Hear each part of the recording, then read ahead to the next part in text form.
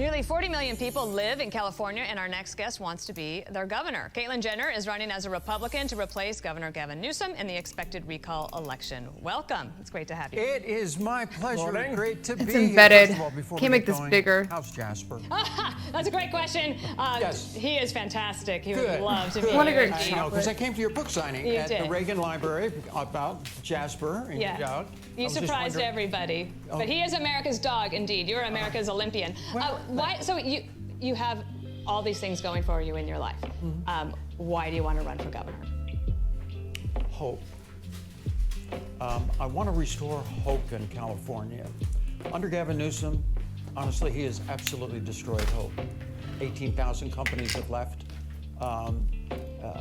We lost a congressional seat because so many people have left and there's less people living. It just shouldn't be that way. So what I want to do is bring back hope and make people feel good about what's going on in California and change things. I'm a Republican. I'm running on the Republican ticket. The economy is by far the most important thing that we have to work on. But I'm also an inclusive Republican. As far as social issues, I'm in it for everybody. I hate the bottom. We're going to get What to a lot of that, but the trends in California are not your friend, as they say. I mean, you look at the highest homelessness in the nation. That's higher than Portland or 50% Seattle. of all homeless people live in California. People are leaving the state. I mean, the last number we heard was 70,000. I'm sure it's higher than that, given the sure it numbers of is. last year. My friends. Your taxes are highest in the country, even higher than New York. That's saying something. I know. Third Way to go, highest. Gavin Newsom. Yeah. Third highest unemployment rate. How do you reverse those trends? You have to look at the economy. You have to look at what Gavin Newsom has done over the years. He's destroyed the economy through regulations, through taxation. Like you're right, 13.3% tax rate. We have the highest. Anybody familiar with Prop 13?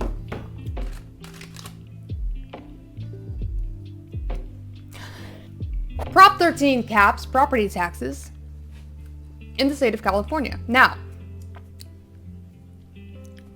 other excise taxes are very high in California as well. But interestingly enough, as we are seeing the cost of living rise exponentially in this state, a lot of people are opting to leave California before they end up experiencing homelessness because a lot of residents are stuck in a state of rentership. They do not have the means, the capital, the material wealth to qualify for a mortgage or a home that is outside of their price range. They are stuck renting. There is no robust rent or rent stabilization or rent control program that is applied across the board. You only have a ceiling when it comes to the overall cost of property taxes that one pays, right? So yeah, people who are experiencing their fair share of economic precarities, those who are absolutely burdened by wealth inequality the most, they're also burdened with high housing costs. They are paying more rent every single year, and a lot of people are leaving because they do not want to get to a point where they could experience homelessness if they are already feeling that burden and maybe on the brink of experiencing displacement by way of being priced out of your own neighborhood.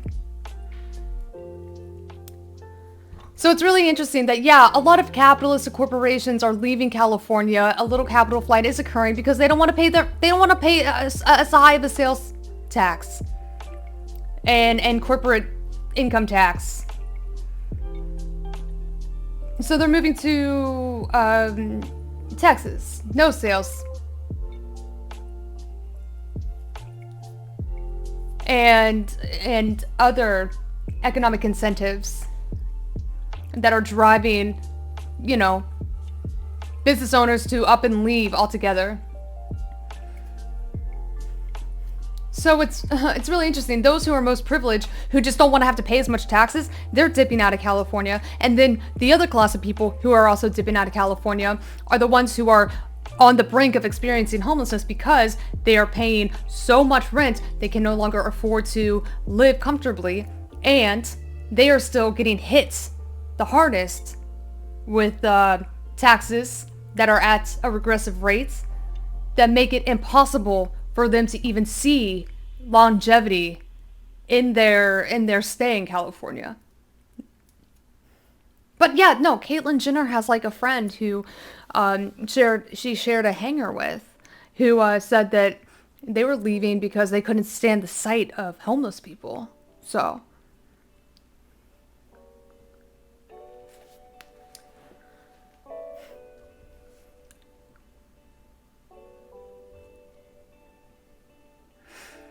a few friends of mine moved to Texas. They're starting to not like it there. A couple have returned to California. Well.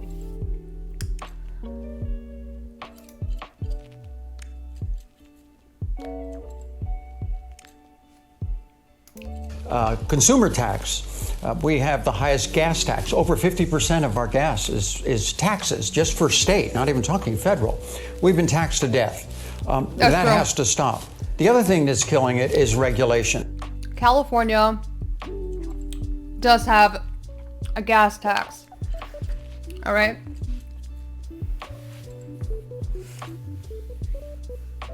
So,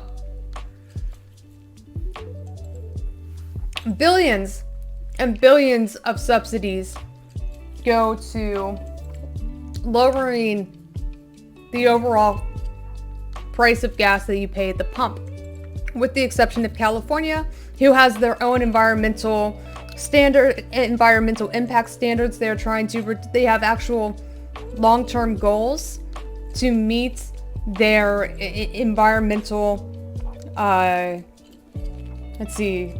their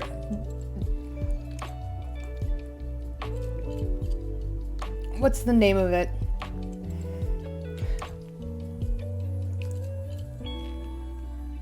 They have specific goals, regulations, and standards in place to reduce CO2 emissions, obviously to reduce, the state's total carbon footprint.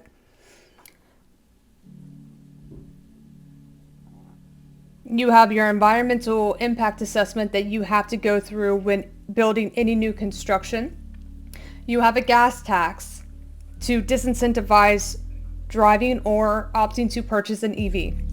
Some of the things that California has in their environmental planning policies to ultimately meet their long-range goals of reducing statewide CO2 emissions, right? So you do pay a higher price for gas in California, but it's only because California is actually trying to adhere to their environmental impact standards, right?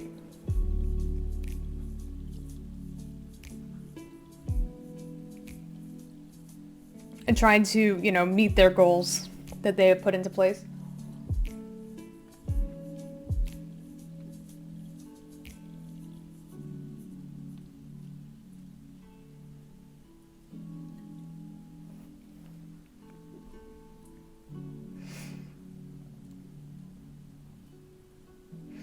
They're trying to remove GN engines by 2025. Good luck with that.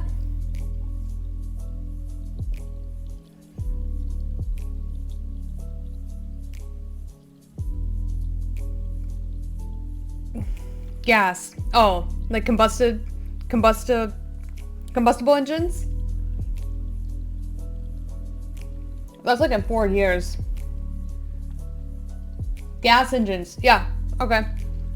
So, is it to, wait a minute, the 2025 goal, is that to get to a place where only EVs are manufactured and sold? Because they can't get rid of all of the gas engines by 2025. They can absolutely impose some sort of pretty punitive measure to make it so only electric vehicles can be sold in the state of California if they wanted to. I don't see why not. Yeah, sold in Cali. That sounds more like it, yeah. We have 21.2 million words of regulations on the businesses and the citizens when I say of punitive, California. That has to here for stop. it. It's hard to start a business when you With have like that. too many that's going to be I punitive. can tell you a million horror stories. Have you given thought to what you think would be a fair number or the right number in terms of the income tax in California? You know, I have to look at this realistically. First of all, as governor, I cannot change, lower taxes. I cannot lower taxes myself. That's a process you'd have to go through. Certainly, I would be in favor of that. But I don't see us ever getting to the point where you have a zero, corporate tax rate like Florida or some of the other states. I mean, that's just not realistic. We have great reasons to live in California. People love to live there. Does Caitlyn Jenner not know the power of executive order? Paying something in taxes, but it has to be a fair tax. I would want a tax system that is competitive with other states. And I think that's the best way to go, so we don't lose all of these companies. So we don't lose them. They can stay there, but they feel like it's a fair tax. Right now, nobody feels like it's fair, and it's not a good business environment. I was talking with one of the CEOs of one of the major companies that left, and I said, why did you guys leave? Elon Musk? And he said, I left because it's just not business friendly there. Bottom line. Come back It's to that everything simple. I just ticked off here. Yes. Let's say the recall's successful. You become the governor. Day one, what's the first thing you do? Put a stop to any talk about taxes, number one. I can do that. And second, put an absolute stop to regulations. I mentioned earlier 21.2 million words of regulations. Put a stop. Let's not talk anymore about that. Let's just stop, hold it, and take a look. Put a review board together to go through every regulation. We have regulations going back to 10 years before the fax machine was even, built. We have to take a serious look at that. Coming back from that, finding out what's working, what's not working. If any new regulations go on, you're going to have to get rid of 3 other regulations that are on the books right now. So it'll be much more difficult. I also want to put a sunset clause in there. Every 10 years, every regulation has to be reviewed. If they don't review it, it's gone. So it just doesn't keep going and going. So it just doesn't keep going that's all forever and ever. Well, look what happened with this. CEQA, the California Environmental Quality Act, 1970. Ronald Reagan put that on the books. But the environmentalists over the last 50 years have put more regulations. It's one of the big problems for the homeless issue right now. You cannot build in California. It's almost impossible because of regulations. I mean, they estimate we're down about 3 million units in California.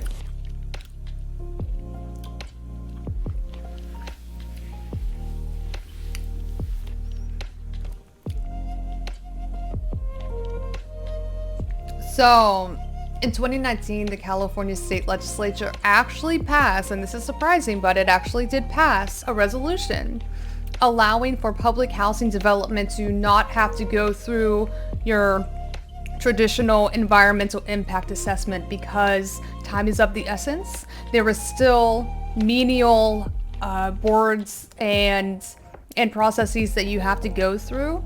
Specifically to ensure that building is both fire and earthquake proof on, just those merits alone to ensure the safety of the residents in these properties. So that's not even true. This law was passed in 2019, and regulations aren't standing in the way of affordable housing development or new construction. Capitalism is. Wall Street speculation is. The fact that building public housing and affordable housing simply is not profitable. It's not a profitable endeavor. And since HUD's not funding the cost, HUD's not investing in communities and building new public housing, you're left to the private sector. Do you think that, corporate landlords or any actor working in the private rental housing market is going to want to make this investment without a guaranteed return? Maximized return? No. I hate that YIMBYs and right-wingers, they try to make it seem like it's the California regulatory process that is the real issue here. It's not. It's not. It's convenient for you to think so. It's not true. I would get rid of regulations and taxes and spend $3 billion in fire prevention regulations. Oh God. Is the issue the rich not paying taxes? The rich are, it's the rich and the capitalists, the business owners. They feel as though the state of California is not getting on their knees and sucking their cocks hard enough. And for that reason, they're dipping out and moving to states that are much more cuck friendly to the capitalist ruling class.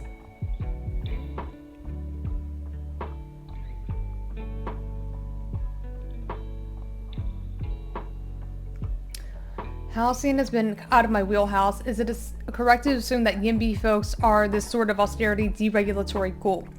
So YIMBYism is synonymous with neoliberalism, that we need to build more housing, that the laws of supply and demand will ultimately determine the actual affordable cost of a unit. If there is a surplus of demand, that will eventually drive down and stabilize the market rate cost of housing naturally. And that has proven time and time again to not be true.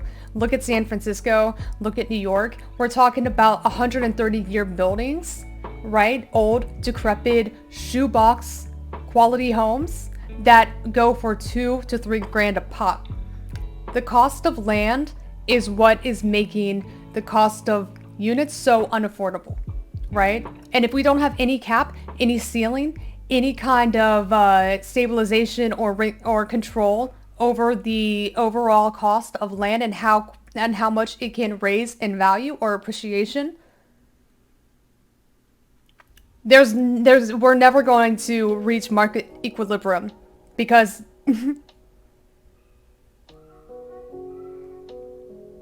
you're going to be paying so much just for the land. It's not going to be a profitable endeavor. So I usually botch this whenever I say it, but new development occurring in San Francisco, right? New construction, right?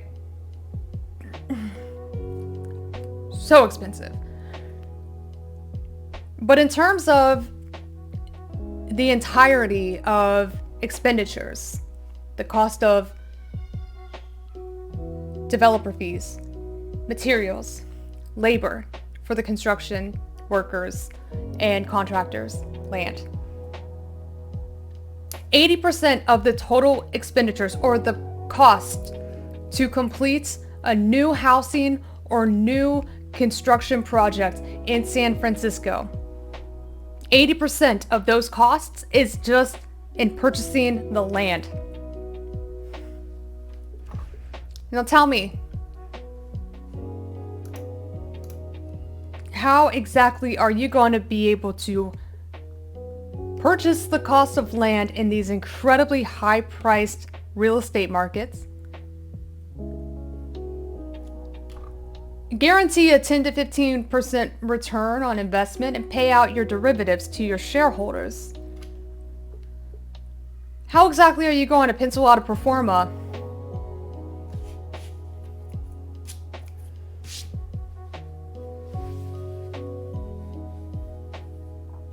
whenever you're trying to get a loan from the bank to ensure that this is going to be not only a project that breaks even, but makes a profit?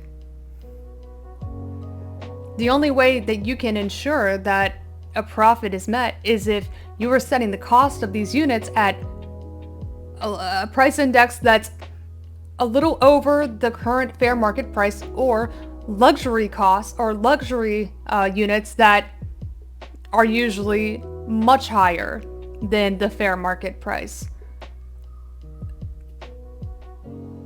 of your run-of-the-mill unit, right?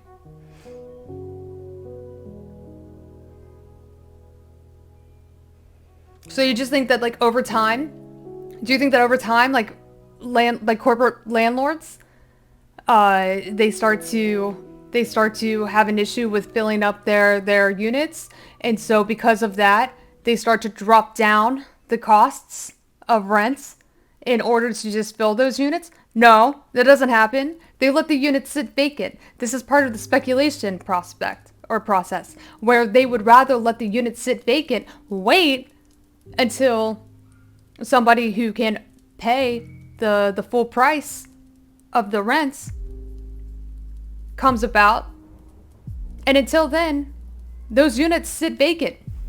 That's how it works. That's how it works. So I don't think that we're going to anticipate some sort of huge behavioral shifts amongst landlords anytime soon.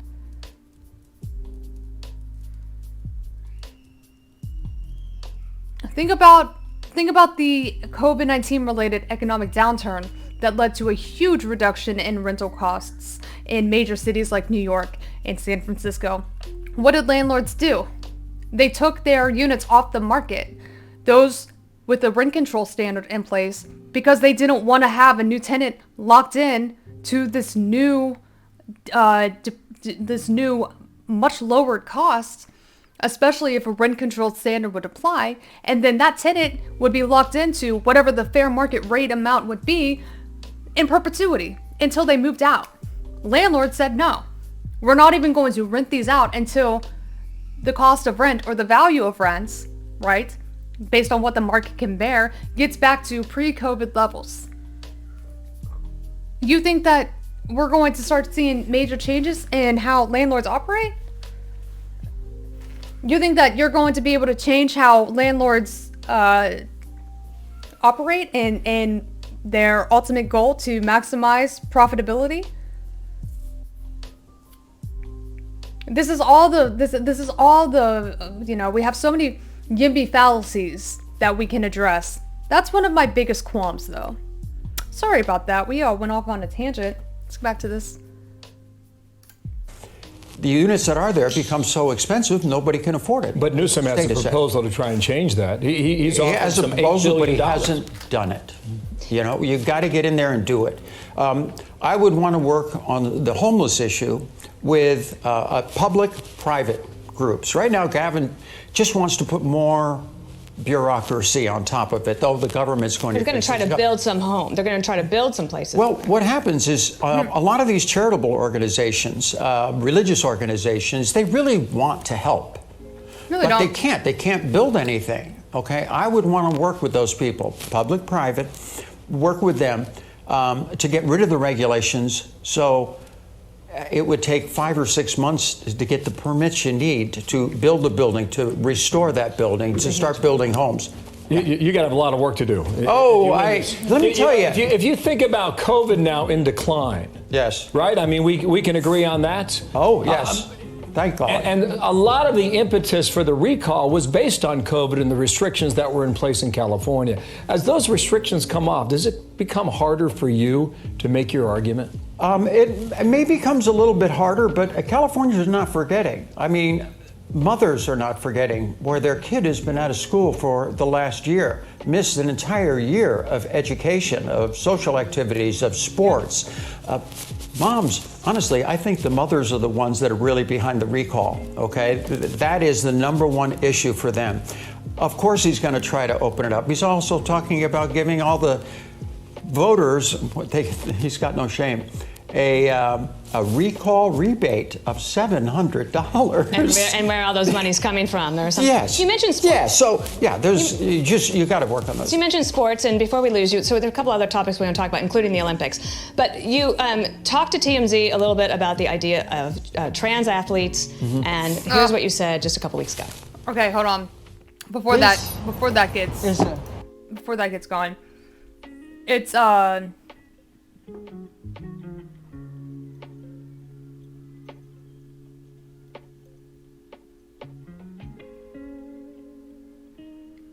It's SB 50.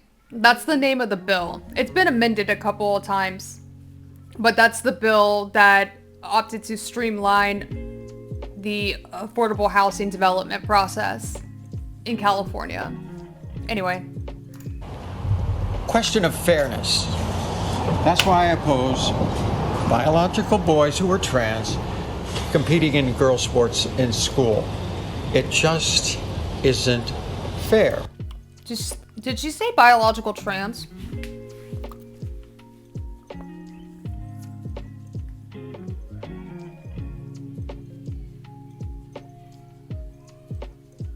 You're not biological trans. You're not biologically trans. How does she identify? Biological boys who are trans. How does she identify herself?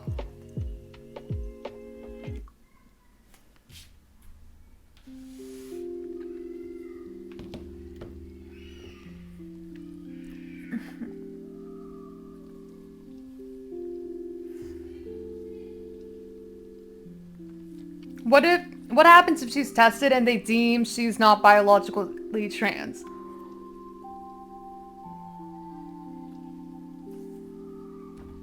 What tests do you run to determine whether or not somebody is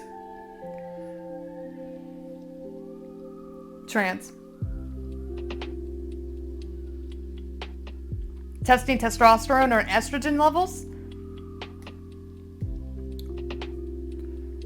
In that case, a woman whose biological sex is woman, born a woman, could have high testosterone, which could put her into the category of being trans.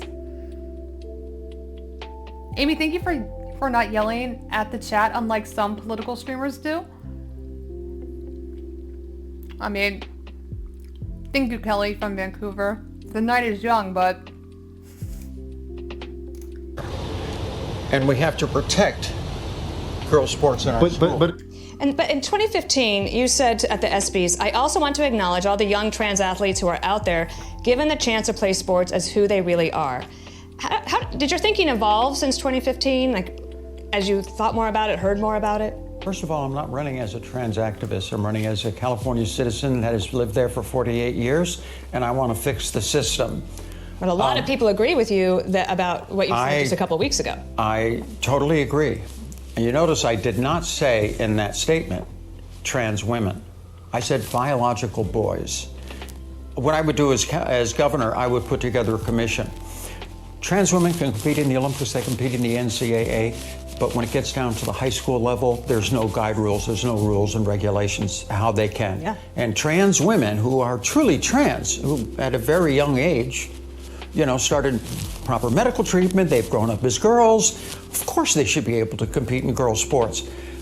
But yeah, some guy who hasn't done any therapy, hasn't done anything, there has to be a review board. I would be the first governor to put together a review board to review each case. Such a small issue. It's like a non-issue that's out there. Here Republicans go again, letting their imagination just run wild. Just run wild. There could be a biological boy LARPing as a girl in order to be the champion of their sport. Just fear-mongering that hurts trans people? Absolutely. Absolutely.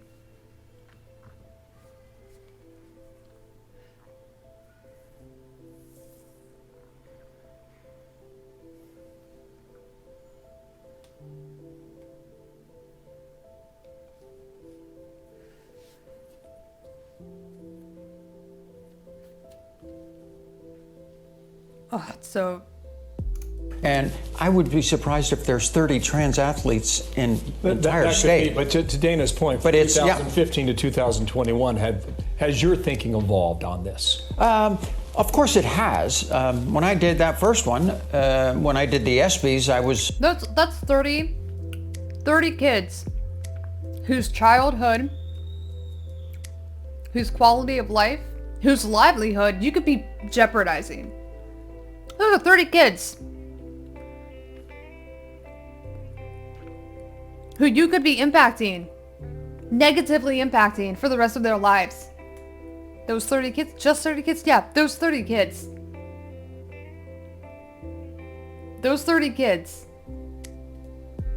is reason as to why this is harmful.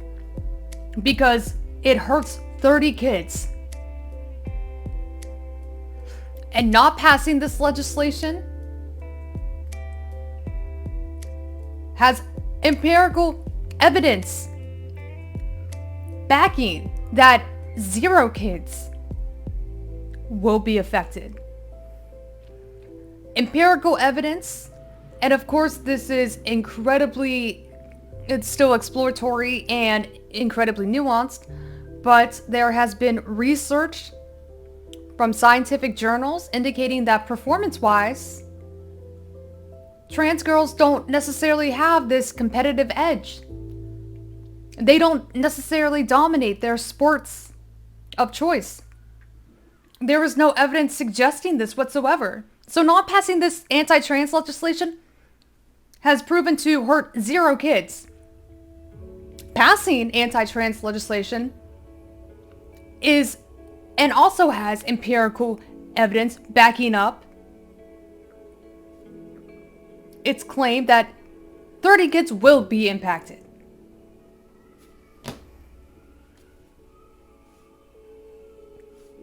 God, infuriating. That was my first public appearance. Yeah. So, I've been around. Sorry, but I'm not why changing. Did you say what you said then? Because I said biological boys. Biological boys. It's not fair. I want to protect women's sports. I want to protect Title IX. And I think when you talked about the moms are paying attention to that issue too, and I think so the board, you would do a board. As a former athlete, yes, or maybe I shouldn't say former athlete. You're still a competitor. Now you bring this kind of competitive spirit to the governor's race. But we have an Olympics coming up, happening in Tokyo. But there are some scientists saying that maybe we shouldn't even have the Olympics because the COVID problems are there in Tokyo. Yeah. So that, from an athlete's perspective, I'm curious, like how you think about that, and then also, though, you want to be a leader. How do you make the public policy call? Yes. First of all, back in 1976, I took on the Soviet Union, and I won. Today, I want to take on the teachers union, and I want to win for the kids of California. Education is a big problem that we have here. The Olympic movement, I was involved. Fortunately, I retired in 1976 when I won. 4 years later was the boycott in 1980 of the Soviet Union, and I felt so bad for everybody. I feel bad for the athletes, that have been training and working, and there's a date. I trained for 4 years to peak on the 29th and 30th of July in 1976. 4 years of work for those 2 days. And the uncertainty that's out there for the athletes, I think it makes it very difficult for them. Would you send American athletes to Japan? In mid-July, given the concerns about COVID that's been reported for the past week? No change? They would, no. I think sometimes government doesn't give credit for people's intelligence. These athletes are smart. They know what's going on. They've been dealing with this for, at this point, it'd be a year and a half. They know how to protect themselves. They know who to be around, who not to be around. They've been training. They're the healthiest people in the world. Amye, one last question here on this recall. History will suggest they're very difficult to pull off. I think we've got 2 of them in American history. Yes. History would also suggest they're only successful when you coalesce around one candidate. Right. You have Republican contenders like John Cox, right. Kevin Faulconer, former San Diego mayor. Would it not be a better policy for you all to figure out who's the best to take on Newsom in order to succeed? Because the polling suggests right now you're at 6%. Yes. I think, to be honest with you, I have not talked to either of them. For me, my candidacy, I am fortunate that I'm an outsider,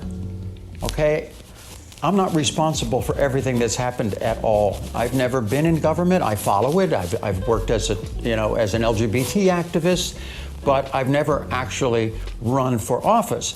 And to be honest with you, that's good, because the people that have been running for office are the reason for all the problems. I mean, that's why we have 0.3% taxes in the state. That's why we have all these regulations. These are the people I'm running against. I would find the greatest experts in all of these fields. Oh my God. Keep them around, Trump learn playbook. from it. I am a thoughtful disruptor. I have a good sense of thought and what is fair and what is right. I would use that to decide the final decision of what's going to work and what's not going to work. If this particular effort is Yes. not successful, will you run for something else? Didn't she just say, like, halfway through this that she was not running as an LGBTQ activist? She was running as a hopeful governor?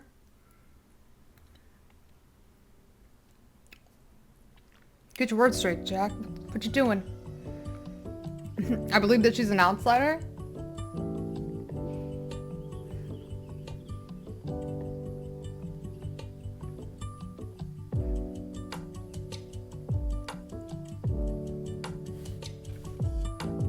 Involved in public service and this newfound push? There is talk if Gavin wins this, there's only, not too less than a year before the actual governor's race. And all my people, we would probably stay, at this point, we would stay around. But I have gotten such good response from people. It's been so much fun doing this. California is the 5th largest economy in the world. It's a bigger huge than job, Russia. And you got a lot to figure out. important. Thank you for your time today, and we'll It is follow it. my Thanks for being pleasure. our first in-studio guest since COVID. Oh, Making history. History right here. I love this. Indeed, thank you. Nice to see you again in person. Yeah, nice to see you, and nice to see both of you.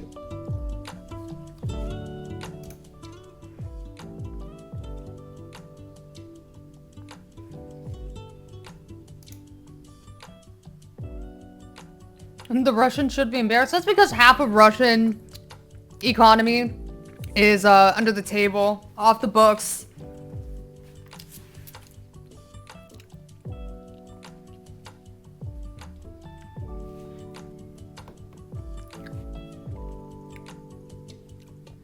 If you believe that California has a larger economy than Russia,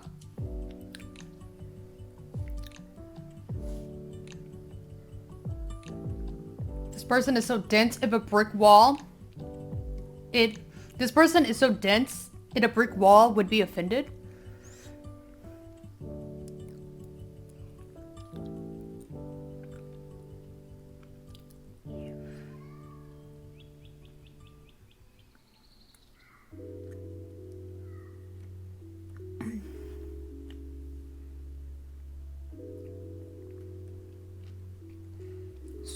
She's like a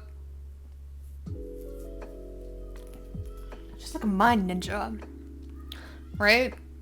She uses the trans card to her benefit whenever it suits her.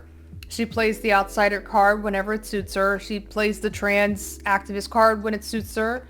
She claims to not be a trans activist whenever it suits her.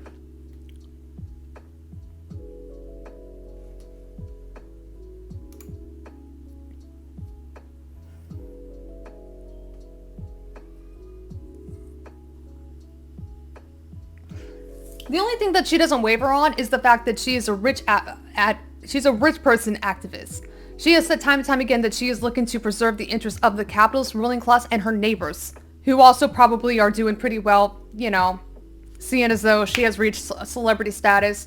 So yeah, she is looking to protect class interests, the interests in which she falls under, categorically. You mean an opportunist? Hey, Sim Daddy, how are you feeling?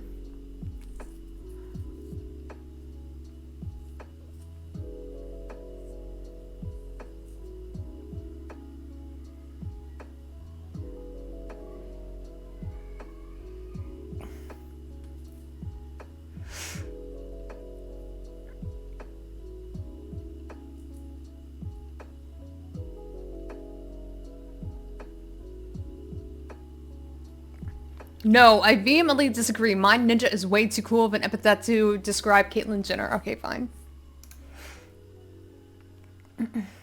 Like, the Russian economy is ran by Russian oligarchs. Do you think that they're like, I don't know, going by the books?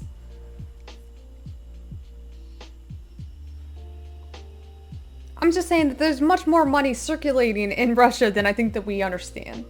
Anyway, sorry.